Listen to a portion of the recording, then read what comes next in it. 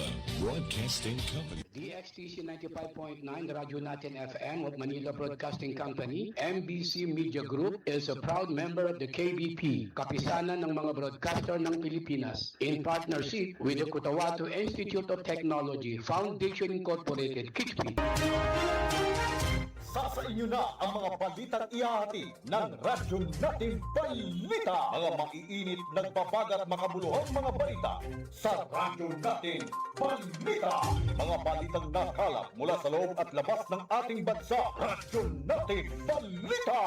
Ito lamang sa himpilang DXTC 95.9 Radyo Natin FM, Cotabato City. Radyo Natin Balita. Di magkaka.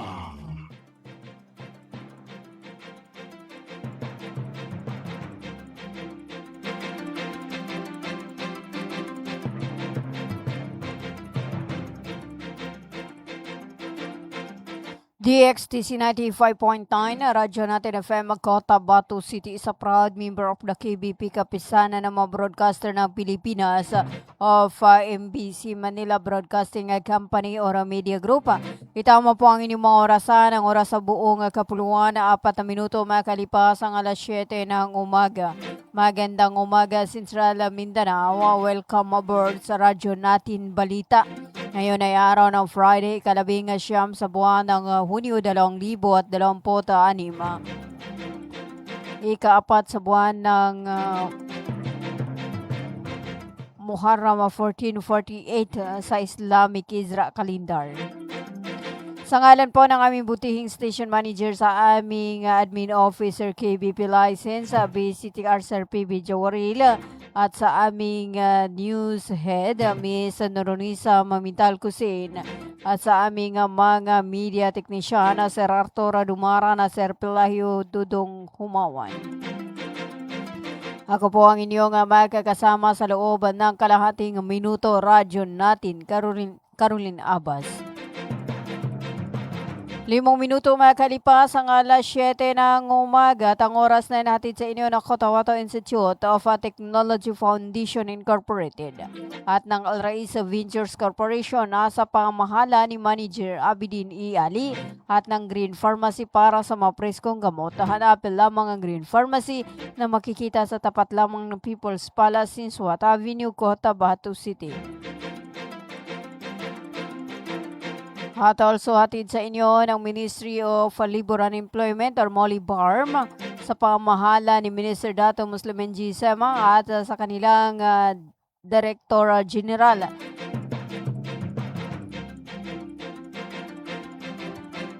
Sir Abu Tadzil Jr. At hatid din sa inyo ni Dato Udin Sinswat, Municipal Councilor Teodoro Ted Moingeta. At hatid din sa inyo Naglang Eye Care Clinic located at Sinswat Avenue, Cotabato City. At ng Bagwalayin Clinic na matatagpuan sa may Don Roman Villa State, Cotabato City.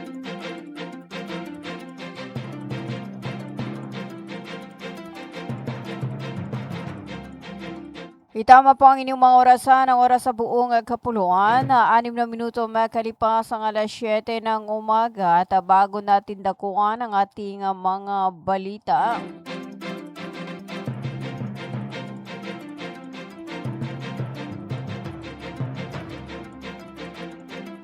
Alamin muna natin ang lagay ng panahon ngayong araw ng Friday.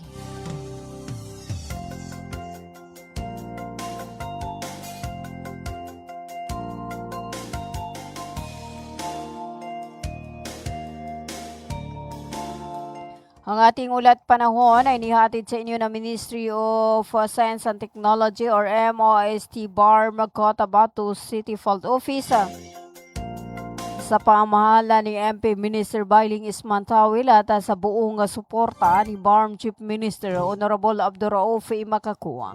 Katuwang ang DXTC Radyo Natin na maging alerto at laging handa mga kabang sa murong. Para sa ating ulat panahon, kasalukuyang nakakaapekto ang localized thunderstorm sa BERMM. sa rehiyon ng Bangsamoro Autonomous Region in Muslim Mindanao ay asahan ng maulap na papawirin na may kalat-kalat na pag-ulan, pagkulog at pagkidlat dulot ng localized thunderstorm.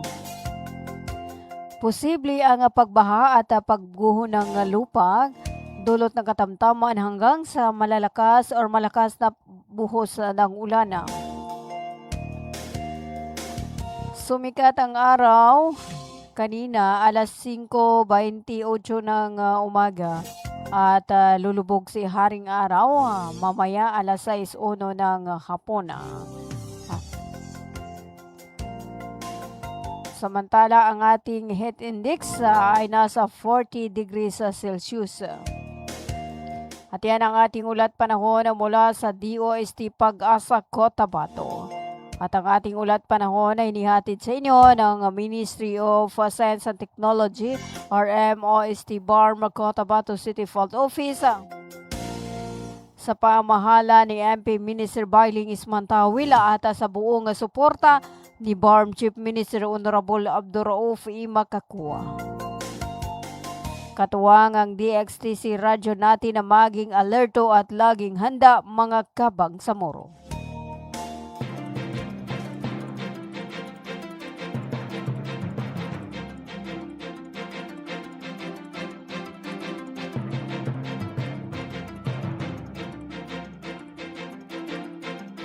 Itama po ang inyong mga oras sa buong kapuluan at 9 minuto makalipas ang alas 7 ng umaga.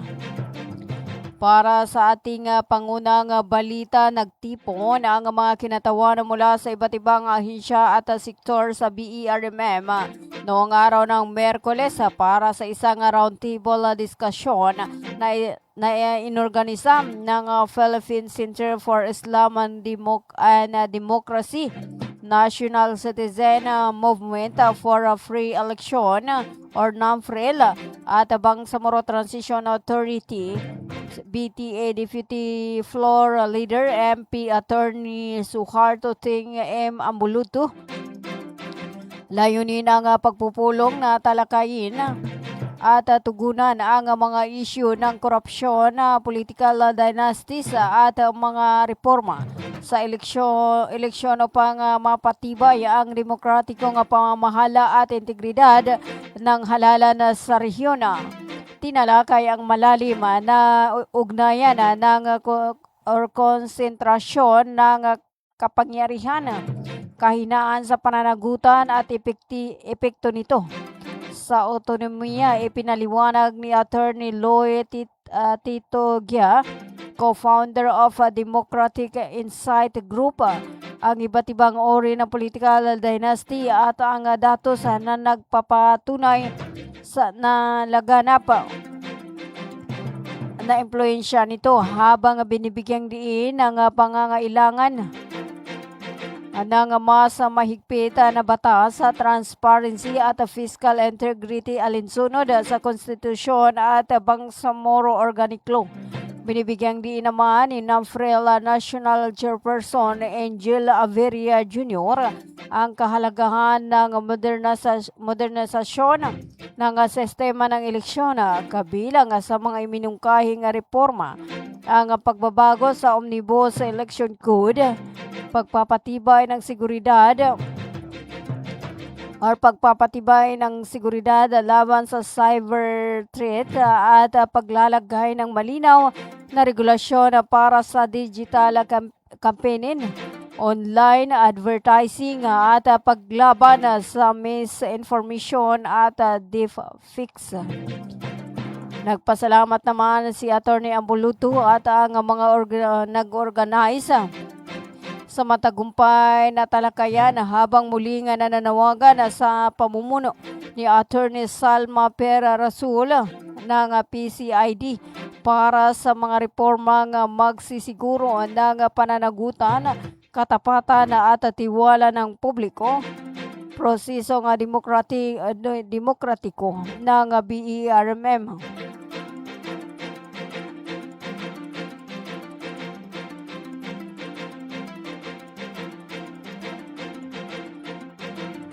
Labing 3 minuto makalipas ang alas 7 ng umaga. para sa iba pa nating mga balita upang mapatibay ang transparency at pananagutan sa mga programa ng gobyerno. Nagsumiti si Member of Parliament Abdul Basit R. Benito ng resolusyon sa Bangsamoro Parliament noong araw ng Martes. Hiniling ng panukala ang mahigpit na pagpapatupad ng full disclosure policy para sa lahat ng proyektong infrastruktura sa buong Bangsamoro Autonomous Region in Muslim Mindanao. Nanawagan si MP Benito sa Ministry of Public Works at iba pang ahensya na maglagay ng malinaw na impormasyon na billboards sa bawat lugar na may proyekto. Dapat makita sa mga karatulang ito ang mahalagang detalye tulad ng mga pangalan at lokasyon ng proyekto, pinagkunan ng pondo or budget contractor, tagal ng pagpapatupad at ang responsabling tanggapan. Ayon kay Benito, mahalaga ang kaalaman ito ng publiko upang maiwasan ang mga irregularidad at masigurong naisasagawa ang mga proyekto ng maayos at ayon sa plano. Inaasahan na magdudulot ito ng mas mataas na tiwala ng mamamayan sa pamahala at paghihikayat sa komunidad na makilahok sa pangangalaga ng yaman ng bayan. Bahagi ito ng patuloy na hangarin ng Bangsamoro Parliament na magkaroon ng bukas, tapat at may pananagutan na pamamahala para sa kapakanan ng lahat. 15 minuto makalipas ang alas 7 ng umaga, opisyal nang binigyan ng pahintulot ng Commission on Higher Education ang Cotabato State University, Cotabato Regional Medical Center or CRMC School of Medicine na magpatakbo ng Doctor of Medicine program simula sa academic year 2026 to 2027. Ito ang kauna-unahang medical school sa buong Bangsamoro Autonomous Region in Muslim Mindanao na itinuturing na makasaysayang tagumpay para sa dekalidad na edukasyon sa rehiyon. Ang pag-aproba ay nakapaloob sa CEB Resolution number 405-2026 na naging daan upang maging ganap na sentro rin ng medikal edukasyon ng CRMC. Bukod sa pagiging ospital, layunin nitong makatulong sa kakulangan ng mga doktor sa bansa at mabigyan ng pagkakataon ang mga taga Mindanao na mag-aral ng malapit sa kanilang mga tahanan. Naging posible ang tagumpay na ito dahil sa matibay na pagtutulungan ng pamunuan ng CSU sa pangunguna ni Presidente Sim Delna at ng CRMC sa pamumuno ni Dr. Ismail R. Dimarin kasama ang buong kawani na nagsikap para maipatupad ang proyekto. Para sa CRMC, ang hakbang na ito ay mahalaga upang makabuo ng mga susunod na doktor na maglilingkod sa BERMM at mga karatig lugar at masiguro ang abot kaya at dekalidad na serbisyong pangkalusugan para sa komunidad. 17 minuto makalipas ang alas 7 ng umaga, tayo po ay magbabalik after this paid short commercial. Magandang araw mga magulang at kabataan! Naghahanap ba kayo ng paaralang maayos, mapagkakatiwalaan at abot kamay ang bayarin? Sa Cotabato Institute of Technology Foundation Incorporated, tumatanggap kami ng kindergarten, elementary mula grade 1 hanggang grade 6, junior high school mula grade 7 hanggang grade 10, at senior high school na may strand na Humanities and Social Sciences. Sa KITP, may maalagang guro, maayos na pasilidad at edukasyong para sa masa. Mayroon din kaming scholarship program at tumatanggap ng mga scholars. Kaya ano pang hinihintay nyo? Mag-enroll na sa KITP. Para sa impormasyon, makipag-ugnayan sa 0905-1423-948. Matatagpuan sa Poblacion 8, Kakar, Cotabato City. Sa Kitpi, abot kamay na bayarin, edukasyong siguradong kinabukasan. Emerging technology through innovative marketing. Almia Digital Marketing Services. Your one-stop store of IT products and printing consumables and after-sales service. Available are printer, laptops, PC desktop, computer parts, and accessories. Vending machine, laminator, binding machine, tuner powder, tuner cartridge, drum kit, refill ink, eco solvent ink, pigment ink, sublimation ink, laminating film, photo paper, office and school supplies. Almia Digital Marketing Services, Cotabato City Branch, located along National Highway, Rosary Heights 1, Sinsuat Avenue, in front of Colan School, Cotabato City. Almia Digital Marketing Services, Sarip Agwak Branch, National Highway, Poblacion Sarip Agwak, Maguindanao del Sur. For your inquiries, you may text or call at cell phone number 0935-921-2261 or visit its Facebook page, Almia Computer Works. What are you waiting for? Grab yours! Bumili at manalo ng 300 trips to Mecca raffle promo sa KCC Mall of Cotabato. May 1 raffle entry sa bawat 200 pesos sa KCC Department Store o 1 raffle entry sa bawat 500 pesos sa KCC Supermarket gamit ang KCC Forever Bonus Card. May chance ka pang manalo ng 40 million shopping money. Milyong exciting prizes. KCC Supermarket, nakabarato. Everything's here at KCC for you.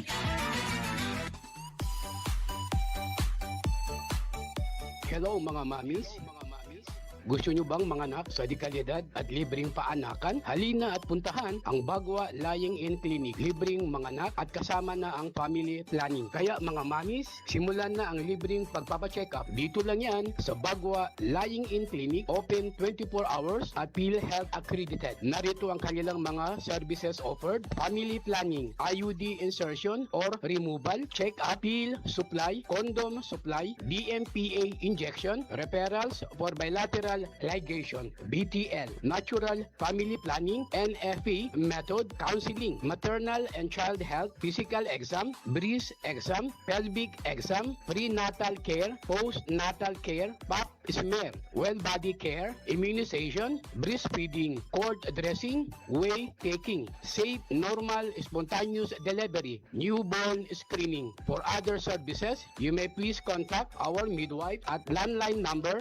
557-4422 or a cell phone number 0917-531-6697. Para sa mga karagdagang katanungan, pwede kayong bumisita anumang oras sa Bagwa Lying-in Clinic at hanapin lamang ang kanilang clinic manager. Ang Bagwa Lying-in Clinic ay matatagpuan sa Kimpo, Bagwa 2, Cotabato City. Owned and managed by Madam Fe Camano Mandi. Tandaan mga mamis, Bagwa Lying-in Clinic.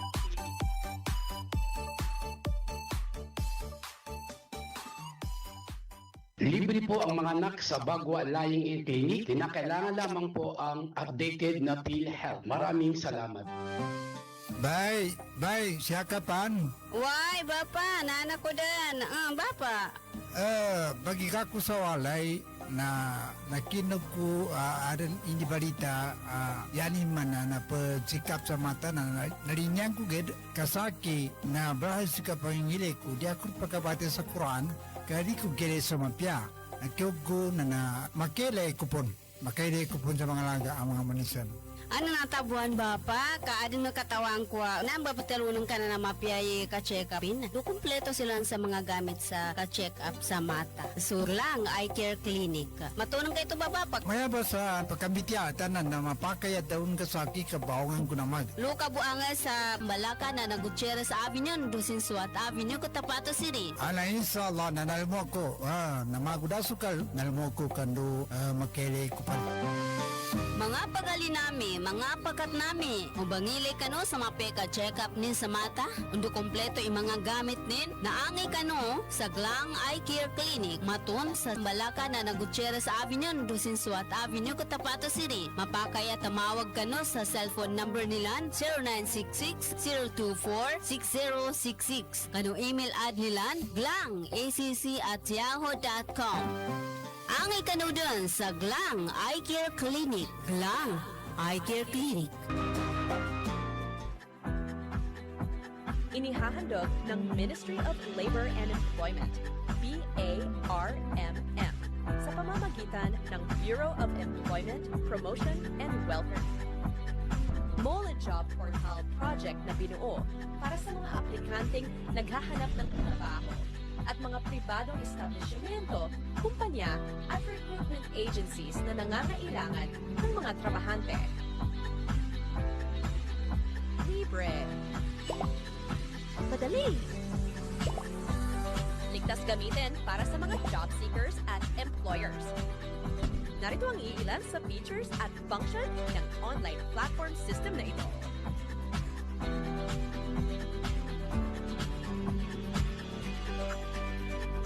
O di kaya'y bisitahin lamang ang website na ito.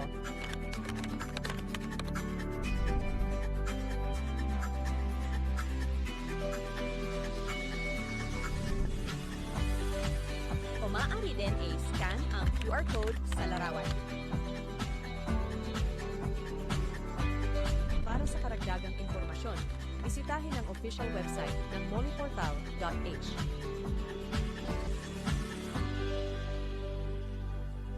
Country's friendly station, Radio Natin.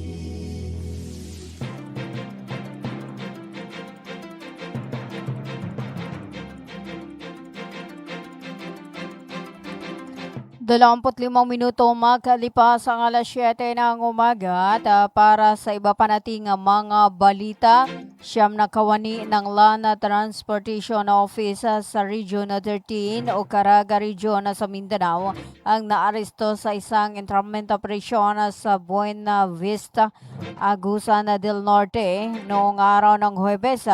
Ang nasabing entrapment operation ay magkatuwang na isinagawa ng magkasanib na mga units ng Police Regional Office 13 at ng mga kawani ng LTO Central Office. Batay sa mga reklamo laban sa nasabing mga law enforcement personnel ng ahensya, may mga driver ng light vehicle at mga hauler truck na nagreklamo sa umano'y panghihingi ng pera habang nagpapatupad ng operasyon sa kalsada ang nasabing mga LTO employees. Dahil dito inilunsad ang operasyon na nagresulta ng pagkakaaresto sa kanila. Ayon pa sa isang opisyal ng LTO Central Office, matagal na silang nakakatanggap ng mga reklamo hinggil sa umano'y illegal na gawain ng ilan sa mga kanilang mga kawani sa Region 13. Pahayag ng ilang driver, hinaharang sila ng mga ito sa mga highway para sa kunwari ay mga procedural inspection na kalaunan ay kukutungan na sila ng pera upang makapagpatuloy ng pagbiyahe. Ayon pa sa isa sa mga nagreklamo, nakaranas siya umano ng pangingikil na umabot sa 15,000 matapos siyang harangin dahil sa sinasabing paglabag sa batas sa trapiko. Nasa katuwangan na kustodiya na ng pulisya at ng mga national official ng LTO.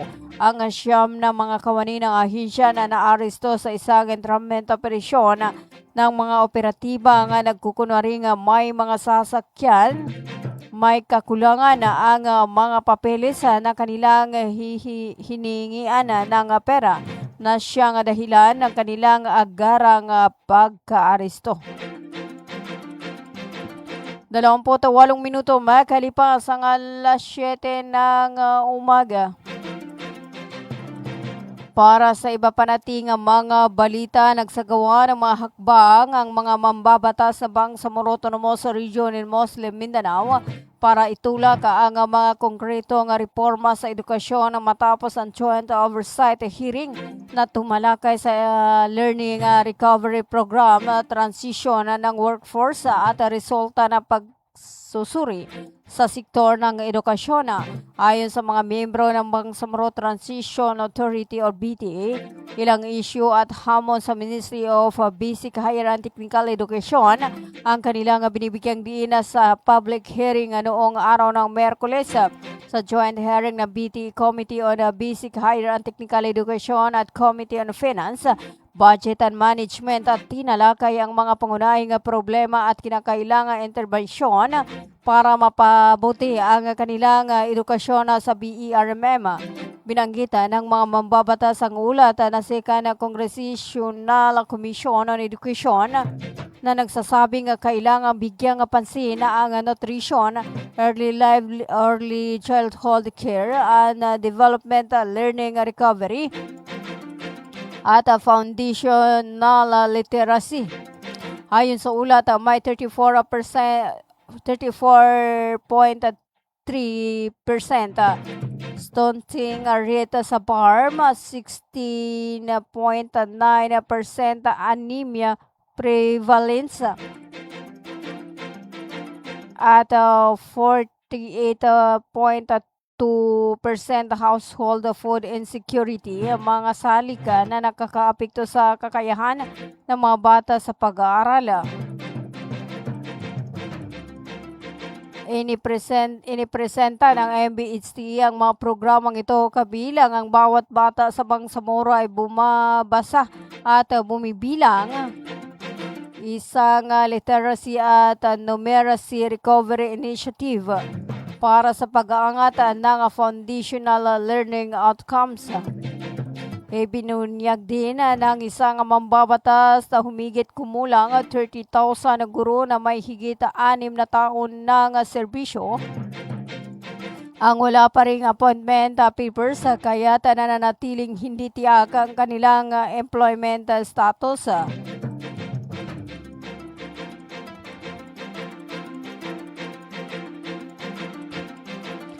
Tatlong minuto makalipas ang alas 7 ng umaga.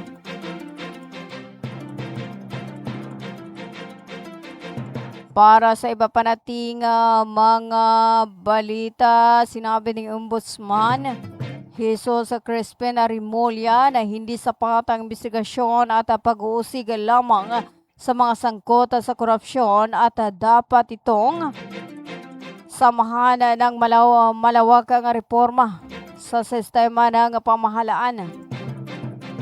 Sa kanyang talumpati sa ika-7th Global Conference on Sustainable Development Goals 16 sa United Nations Headquarters, sinabi ni Remulla na ang korupsyon ay hindi lamang usaping legal dahil pinahihina ito na ang mga institusyon, nagpapababa ng tiwala ng mamayan at nagdudulot ng pag-alinlangan sa mga mamumuhunan.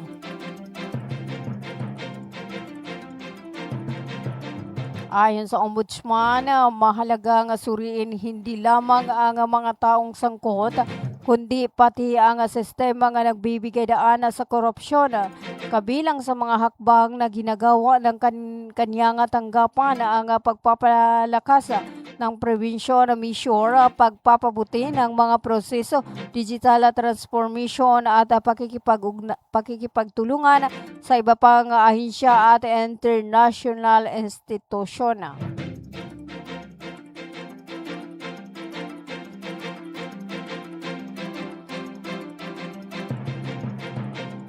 Tatlumput 2 minuto makalipas ang alas 7 ng umaga para sa ating panghuling balita. Naglabas ang Department of Migrant Workers katuwang ang iba pang ahensya ng gobyerno ng 13.76 milyong peso na livelihood assistance para sa mga returning overseas Filipino workers sa ilalim ng National Reintegration Network. Ayon sa DMW sa isang news release noong araw ng Miyerkules ng gabi batay sa datos noong June 8, umabot na sa 5,769 na dating at repatriated OFWs ang nakatanggap ng tulong mula sa programa. Sa bilang na ito, 5,013 ang dating OFW habang 756 naman ang mga bagong repatriated worker. Ayon layunin ng NRN na tulungan ang mga OFW na magtayo ng maliit na negosyo, makahanap ng trabaho, makapag-reintegrate sa bansa matapos ang kanilang trabaho sa abroad. Ayon sa DMW, bahagi ito ng mas malawak na reintegration program para matulungan ang mga migrant workers na makapagsimula muli ng kabuhayan sa Pilipinas. Nagbigay rin ang ahensya ng entrepreneurship training para sa mga benepisyaryo upang ihanda sila sa pagtatayo ng negosyo.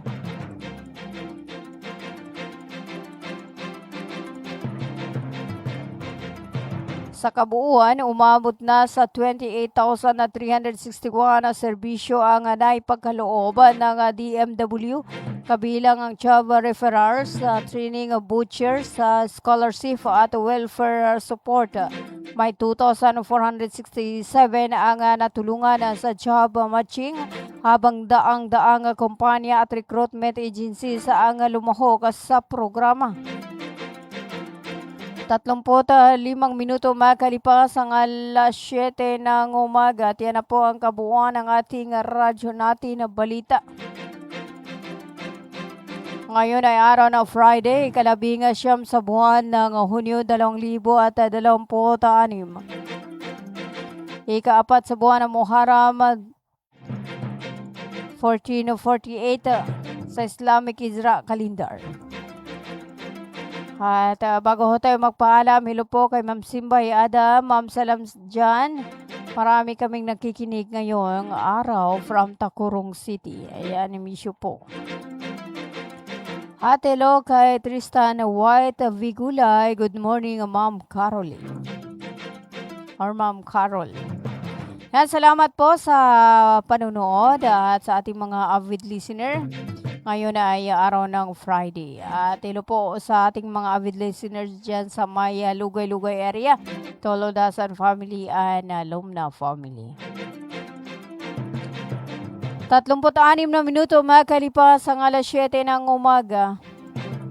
At ang oras na natin sa inyo ng Cotabato Institute of Technology Foundation Incorporated at ng Al Rais Ventures Corporation na sa pamahala ni Manager Abidin E. Ali. At also hatid sa inyo ng Green Pharmacy para sa papriskong gamot. Hanapin lamang ang Green Pharmacy na makikita sa tapat lamang ng People's Palace, Sinsuat Avenue, Cotabato City. Hatid din sa inyo ng Amaya Beach Resort, matatagpuan sa may Kosyong Dato Udin, Sinsuat, Maguindanao del Norte. At hatid din sa inyo ni Municipal Councilor Teodoro Ted Moingeta ng Dato Udin, Sinsuat. At ng Ministry of Labor and Employment or Molibarm sa pamahala ni Minister Dato Muslim N.G. Sema at sa kanilang General Director Dato Suraba Butazil Jr. At also hatid sa inyo ni MP Attorney Omar Yasser Sema at ng Glang Eye Care Clinic located at Sinsuat Avenue, Cotabato City at ng Almia Computer Works. At also hatid sa inyo ng KCC Mall of Cotabato at at ng Bago Lying in Clinic na matatagpuan sa May Kimpo, Bago Dos, Cotabato City. At ng Search What Service Center na matatagpuan sa may Don Roman Velo Street, Cotabato City. 38 minuto makalipas ang alas 7 ng umaga. Ayan, maraming salamat po sa pagsama sa akin sa loob ng kalahating minuto. Hanggang sa muli sa ganito ring oras at timpila na 95.9 na Radyo Natin FM Cotabato City. Sa ngalan po ng aming butihing station manager sa aming admin officer KBP license, Sir PB Jawaril, sa aming news head, Miss Ronisa Mamital Kusena, sa aming mga media technician, Sir Arturo Dumara na Sir Pelahio Dudong Humawan. Ako po ang inyong nakasama, Radyo Natin Carolina Abbas. Magandang umaga, Central Mindanao, manatiling nakatutok sa 95.9 Radyo Natin FM Cotabato City, a proud member of the KBP, kapisanan ng mga broadcaster ng Pilipinas of MBC Manila Broadcasting Company or Media Group. Tuloy-tuloy sa pagbabalita, tuloy-tuloy sa serbisyo, sama-sama tayo Pilipino at sama-sama tayo Bangsamoro. Ganito yun sabihin ko sa inyo. Makinig kayo.